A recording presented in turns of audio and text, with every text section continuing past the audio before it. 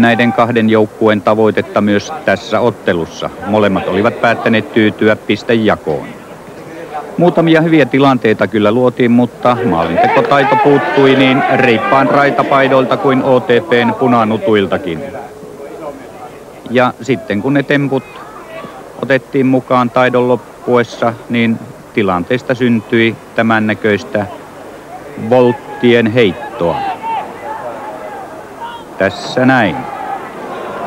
Peli oli välillä tempoilevaa ja välillä taas völläiltiin ja miehiäkin vaihdettiin kentälle, mutta tulosta vaan ei raatissa syntynyt.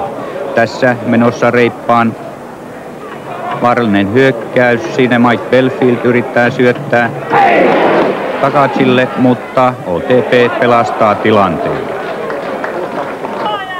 Toisella jaksolla OTP:n otteet piristyivät, mutta Reipas vastasi siihen tarkalla puolustuspelillä.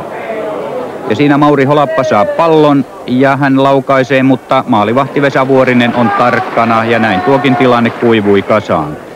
Noin 1000 maksanutta jalkapallon ystävää Raatin katsomossa sai todeta, että vielä 80 peliminuutin jälkeen tilanne täällä Oulussa oli edelleen maaliton.